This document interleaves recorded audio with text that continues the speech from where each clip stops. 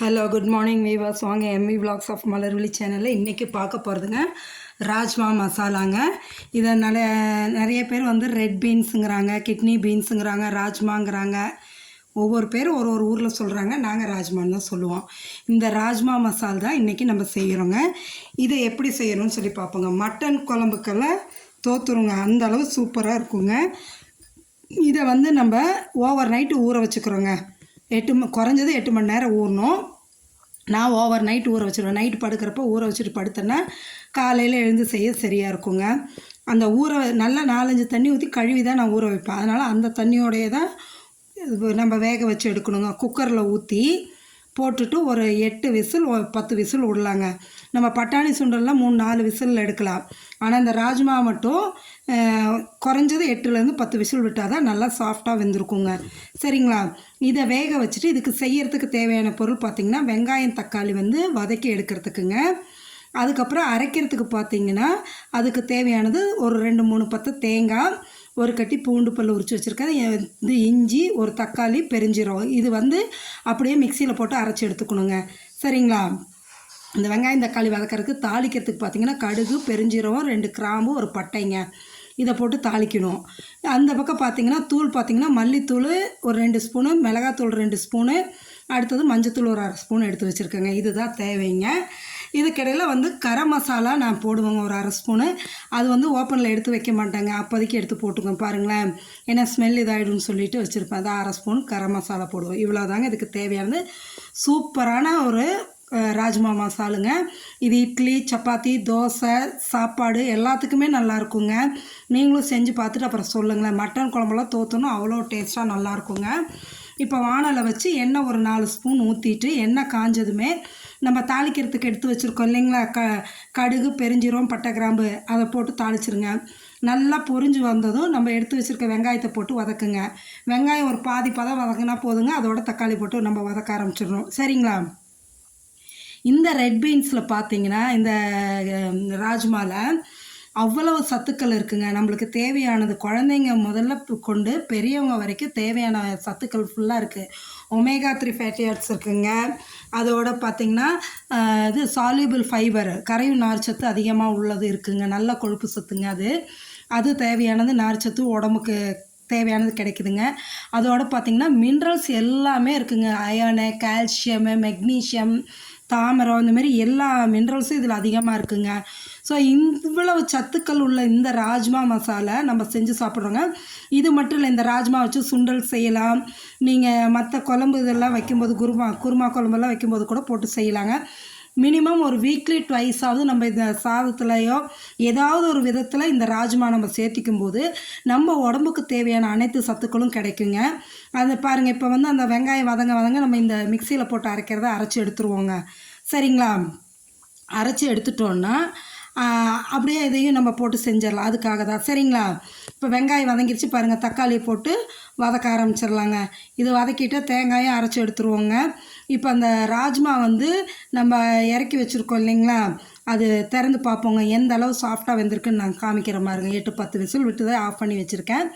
பாருங்களேன், அவ்வளவு நல்லா வெந்திருக்குதுங்க. சாஃப்டாக இருக்குங்க. உடச்சி எடுத்து அமுத்தி பாருங்கள், அவ்வளோ சாஃப்டாக இருக்குது. இந்த அளவு இருந்தால் தான் நம்மளுக்கு சாப்பிட்றதுக்கு நல்லாயிருக்கும். சரிங்களா? இப்போ இந்த தக்காளி நல்லா வதங்கட்டுங்க. ரொம்ப சாஃப்டாக நல்லா இருக்குங்க.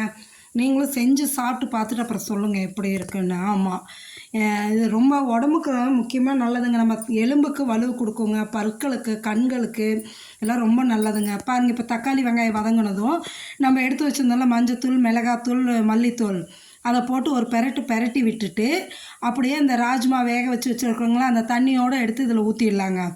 ஏன்னா ரொம்ப நேரம் விட்டால் மிளகாத்தூள் கறிச்சுன்னா அந்த கலரும் டேஸ்ட்டும் மாறிடும். அதுக்காக தாங்க. எடுத்து போட்டு நல்லா கலக்கி விடுங்க. கலக்கி விட்டுட்டிங்கன்னா நல்லா இதாகுங்க. இங்கே நம்ம தேங்காயும் அரைச்சி வச்சுருக்கோம் இல்லையா, அதையும் நம்ம எடுத்து போட்டு செய்யலாம். தண்ணி வந்து ரொம்ப அதிகமாக விட வேண்டாம். நம்மளுக்கு எந்த அளவுக்கு தேவையோ அந்த அளவுக்கு ஊற்றினா போதுங்க. ரொம்ப சத்துள்ளதுங்க. இதை வந்து தயவுசெய்து மிஸ் பண்ணாமல் எல்லாருமே வாரத்தில் ஒரு 2 நாளாவது எடுத்துக்கிறது ரொம்ப நல்லதுங்க. நம்ம உடம்புக்கு தேவையான அனைத்து சத்துக்களும் இதில் இருக்குங்க. பாருங்கள், இப்போ தேங்காய் இதெல்லாம் அரைச்சதை ஊற்றியாச்சுங்க. ஊற்றிட்டு நம்மளுக்கு தேவையான அளவு தண்ணி ஊற்றிக்கலாம். திக்காக வேணும்னா கொஞ்சம் கிரேவி கன்சிஸ்டன்சியில் வேணும்னா கம்மியாக ஊற்றிக்கிங்க. இல்லை நாங்கள் நல்லா ஊற்றி சாப்பிட்ற மாரி எங்களுக்கு வேணும்னா கொஞ்சம் தண்ணி அதிகமாக ஊற்றிக்கலாம். அது வந்து நம்மளோட சாய்ஸ் தாங்க. அதே போல் காரமும் நம்மளோட சாய்ஸ். நான் எங்களோட காரத்துக்கு தக்க போட்டிருக்கேன். நீங்கள் உங்களுக்கு காரம் அதிகமாக வேணும்னா இன்னும் கொஞ்சம் மிளகாத்தூள் சேர்த்து போட்டுக்கலாங்க.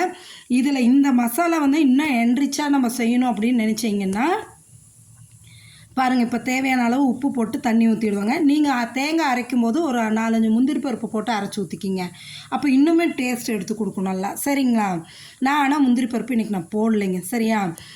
நீங்கள் இதெல்லாம் அப்படியே ஊற்றி தண்ணியை ஊற்றி கொதிக்க விடுங்க. அந்த ஒன்றும் இல்லை, நல்லா வெந்துருச்சு எல்லாமே. அந்த மிளகாத்தூள் மல்லித்தூளோட வாசம் பச்சை வாசனை போகணும். அதுக்காக தாங்க. அந்த அளவு ஊற்றி இப்போ வேக வச்சிங்கன்னா போதும். இந்த வேகிறதோட என்ன ஆகுன்னா இந்த மசாலாலாம் அந்த ராஜ்மா இதெல்லாம் இறங்கும்போது இன்னும் நல்லா டேஸ்ட் நல்லாயிருக்கும். அதுக்காக நல்லா கொதிக்க விடுங்க. இது சப்பாத்தி, பூரி, இட்லி, தோசை, சாதம் எல்லாத்துக்குமே ஆப்டாக இருக்குங்க. டேஸ்ட்டாக இருக்கும். குழந்தைங்களுக்கெல்லாம் நீங்கள் சுண்டலாக கூட செஞ்சு கொடுக்கலாங்க, சாப்பிடலாம். ஈவினிங் டைம் கொடுக்கலாம் சாப்பிட்றதுக்கு. பெரியவங்களுக்கும் கொடுக்கலாம். பாருங்கள், ஒரு 1/2 ஸ்பூன் கரம் மசாலா சேர்த்திட்டேங்க. நல்லா கொதிச்சு வந்துருச்சு. அதனால் ஒரு 1/2 ஸ்பூன் இந்த கரம் மசாலா வந்து நான் எப்பொழுதுமே இறக்கும்போது தாங்க போடுவேன். இறக்கிறதுக்கு ஒரு 2 to 3 minutes பிஃபோராக இந்த கரம் மசாலா போடுவோம். அப்போ தான் அந்த டேஸ்ட் நல்லா இருக்குங்க. அதுக்காக நீங்களும் அதுமாரி ட்ரை பண்ணி பாருங்கள். சரிங்களா? இதேமாரி நீங்களும் இந்த ராஜ்மா மசாலா செஞ்சு சாப்பிட்டு பார்த்துட்டு எப்படி இருக்குன்னு எனக்கு கமெண்ட் பண்ணுங்கள். உங்கள் ஃப்ரெண்ட்ஸ் அண்ட் ரிலேட்டிவ்ஸ்க்கும் இதை ஷேர் பண்ணுங்கள். மறக்காமல் நம்மளோட இந்த வீடியோவை பார்க்குறவங்க தயவுசெய்து லைக் பண்ணுங்கள். லைக் பண்ணிவிட்டு உங்கள் ஃப்ரெண்ட்ஸுங்களுக்கு ஷேர் பண்ணுங்கள். சப்ஸ்கிரைப் பண்ணாதவங்க சப்ஸ்கிரைப் பண்ணுங்கள். சப்ஸ்கிரைப் பண்ணிங்கன்னா தான் இதாக இருக்கும். சரிங்களா? பாருங்கள், அப்படியே ஒரு பச்சை கருவேப்பிலை ஒரு கொத்து உருவி போட்டு இறக்கிட போகிறேங்க. அவ்வளோதான், சூப்பரான மசால் ரெடிங்க. நீங்கள் சப்ஸ்கிரைப் பண்ணிங்கன்னா தான் நான் டெய்லி போடுற வீடியோ உங்களுக்கு நோட்டிஃபிகேஷன் வரும். நீங்கள் டெய்லியும் பார்த்துட்டு சொல்லலாம். எப்படி இருக்குன்னு கமெண்ட் செக்ஷனில் சொல்லுங்கள். மறக்காமல் லைக் பண்ணுங்கள். சரிங்களா? ஓகே, பாருங்களேன், அவ்வளோ சூப்பராக இருக்கும். வாசம் சும்மா கமன்னு அவ்வளோ டேஸ்டியாக இருக்குங்க. இப்போ சப்பாத்திக்கு எடுத்து வச்சு சாப்பிட்டோன்னு வைங்களேன், அவ்வளோ பக்காவாக இருக்குங்க. செமையாக நீங்களும் செஞ்சு சாப்பிட்டு பார்த்துட்டு எனக்கு எப்படி இருக்குன்னு கமெண்ட் செக்ஷனில் சொல்லுங்கள். இந்த ராஜ்மாவில் வந்துட்டு இந்த ரெட் பீன்ஸ், கிட்னி பீன்ஸில் உள்ள சத்துக்கள் சொல்லில் அடங்கா அவ்வளவுங்க. நல்லா சாஃப்டான சப்பாத்தியும் இந்த ராஜ்மா மசாலாம் வச்சு சாப்பிடையில அவ்வளோ டேஸ்ட்டாக இருக்குங்க. நீங்களும் செஞ்சு பார்த்து சாப்பிட்டுட்டு எப்படி இருக்குன்னு சொல்லுங்கள். உங்கள் குழந்தைங்களுக்கும் செஞ்சு கொடுங்க. சரிங்களா? ஏன்னா இதில் அவ்வளோ சத்துக்கள் இருக்குங்க. அதுக்காக தான் சொல்கிறேன். சரிங்களா? செஞ்சு சாப்பிட்டு பார்த்துட்டு சொல்லுங்கள். உங்களோட ஃபீட்பேக்கை மறக்காமல் கமெண்ட் செக்ஷனில் சொல்லுங்கள். உங்கள் ஃப்ரெண்ட்ஸ்க்கு ஷேர் பண்ணுங்கள். Okay, thank you view.